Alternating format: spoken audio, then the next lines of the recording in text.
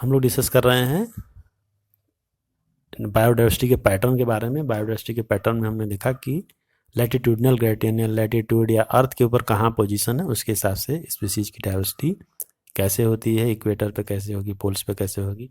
अब हम देखेंगे कि स्पीसीज एरिया के बीच में क्या रिलेशनशिप्स होता है। तो अलेक्जेंडर वार हेम्बोल्ट ने ऑब्जर्व किया कि within a region species richness increased with increasing explored area but only up to a limit. तो इन्होंने अपना एक एक्सपेरिमेंट किया वो साउथ अमेरिकन जंगल्स के बारे में। तो एक जर्मन नेचुरलिस्ट एंड जियोग्राफर हैं अलेक्जेंडर वार हेम्बोल्ट, उन्होंने ये देखा कि within a region species richness increased with increasing explored area but only up to a limit. कहने का मतलब कि जैसे अगर कोई इंडिविजुअल है, कोई भी स्पीसीज है, तो या कोई भी एरिया है मान लीजिए, तो जितना ज़्यादा एरिया होगा स्पीसीज की डाइवर्सिटी भी उतना ज़्यादा होगी।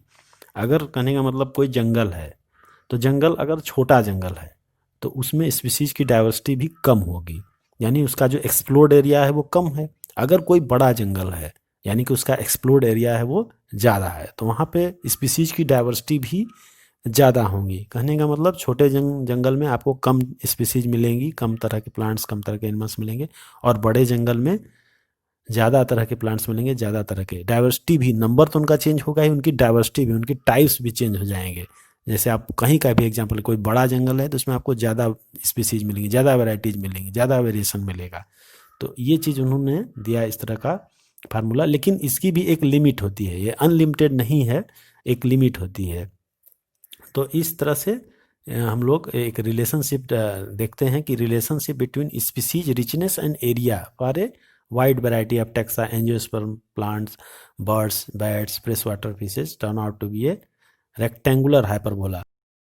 तो इस तरह से अगर हम स्पीसीज रिचनेस और एक्सप्लोर्ड एरिया के बीच में रिलेशनशिप देखें तो हम यहाँ ग्राफ में देखते हैं। अगर एक ग्राफ प्लॉट करें तो हम देखते हैं कि इधर ये एरिया इंक्रीज हो रहा है, इधर स्पीसीज रिचनेस इंक्रीज हो रही है। तो जैसे जैसे एरिया कवरेज या एक्सप्लोर्ड एरिया बढ़ रहा है वैसे वैसे स्पीसीज की रिचनेस भी बढ़ रही है, लेकिन एक लिमिट के बाद स्पीसीज की रिचनेस बढ़ना बंद हो जाती है, कांस्टेंट हो जाती है। इसीलिए वर्ड आया था इसमें कि अप टू ए लिमिट, एक लिमिट के बाद फिर वो नहीं बढ़ेगा, चाहे कितना भी ज़्यादा एक्सप्लोर्ड एरिया हो। लेकिन हाँ, स्टार्टिंग में अगर हम चल रहे हैं तो देख रहे हैं कि बढ़ रहा है। तो बहुत बड़ा एरिया हो जाएगा तब तो नहीं, लेकिन हाँ, अगर छोटे से बड़ा एरिया हो रहा है तो फिर उसमें आपको इस तरह का हाइपरबोला मिलेगा। और अगर इसको हम लॉग लॉग स्केल पर करें, लॉग लॉग स्केल से इसको सॉल्व करें, फिर एक ग्राफ खींचेंगे तो हमको एक स्ट्रेट लाइन मिलेगी, क्योंकि जो लॉग लॉग स्केल है उसमें जो पहले जो कॉमन फार्मूला आएगा हाइपरबोला के लिए वो होगा s बराबर CA/z। तो इसमें s जो है स्पीसीज रिचनेस है, a जो है एक्सप्लोर्ड एरिया है, और z जो है इसमें स्लोप ऑफ लाइन है जिसको रिग्रेशन कोफिशिएंट भी बोलते हैं, और c जो है इसमें y इंटरसेप्ट है। तो उसका एक नॉर्मल जो हम लोग फार्मूला है वो s बराबर CA/z आएगा। लेकिन अगर इसको हम लॉग लॉग स्केल पर लेंगे या इसका लॉग निकालेंगे तब जो फार्मूला हमारा होगा, इसका हम लॉग निकालेंगे तो क्या होगा, s में लॉग s हो जाएगा, c की जगह लॉग c हो जाएगा, a की जगह A/z की जगह z log a हो जाएगा, तो और यहाँ पे प्लस का साइन आ जाएगा। तो इस तरह से लॉग लॉग स्केल पे अगर हम इसको प्लॉट करेंगे तो एक स्ट्रेट लाइन हमको मिलेगी, नॉर्मली हमको एक हाइपरबोला मिलेगा। तो इस तरह से ये स्पीसीज एरिया रिलेशनशिप को शो कर रहा है कि किस तरह से स्पीसीज जो है रिलेटेड है एरिया से, एक्सप्लोर्ड एरिया से। और स्टार्टिंग में आप देख रहे हैं कि दोनों बढ़ते हैं, लेकिन बाद में स्पीसीज की रिचनेस एक लेवल के बाद कांस्टेंट हो जाती है, अप टू ए लिमिट होती है, हमेशा ऐसा नहीं होता है। तो इसमें देखा गया कि ecologist has discovered that the value of Z line in the range of 0.1 to 0.2, जो जेड की वैल्यू होती है वो हमेशा 0.1 से 0.2 होती है, regardless of taxonomic group or the reason.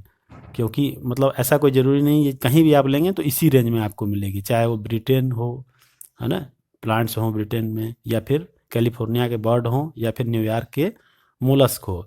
तो slope of regression line are amazingly similar, मतलब लगभग एक जैसा ही मिलेगा, ये जो स्लोप है आपको वो सिमिलर ही मिलेगा।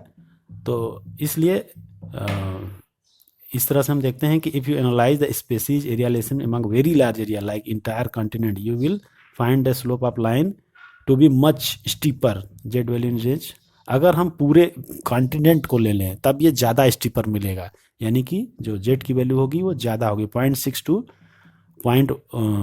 टू पॉइंट या कह सकते हैं 1.2 तक बल्कि आएगी। तो ज़्यादा बड़ा एरिया अगर जब हम लेंगे तब इसकी जेड की जो वैल्यू होगी वो इंक्रीज हो जाएगी, लेकिन स्मॉल एरिया को जब हम लेते हैं तब वो नियर अबाउट इक्वल होता है और 0.1 से 0.2 तक होता है। तो इस तरह से ये इसका डिफरेंट है। For example frugivorous fruit eating birds and mammals in the tropical forest of different continents the slope is found to 1.15। तो अगर हम फ्रगीवोरस या फ्रूट ईटिंग बर्ड्स और मैमल्स को लें ट्रॉपिकल फॉरेस्ट में, डिफरेंट कॉन्टिनेंट्स का अगर हम रेशियो निकालें बर्ड्स और मैमल्स का, खास करके फ्रूट ईटिंग बर्ड्स का, तो डिफरेंट कॉन्टिनेंट में अगर हम रेशियो निकालेंगे तो उसका जो स्लोप आएगा वो 1.15 आएगा। वैसे नॉर्मली अगर एक छोटे एरिया में लेते हैं तो 0.1 से 0.2 होता है, या फिर थोड़ा बड़े एरिया में जाएंगे तो 0.6 टू 0.12 आएगा, लेकिन अलग अलग इंडिविजुअल के लिए, अलग अलग एनिमल्स और प्लांट्स के लिए अलग अलग होता है।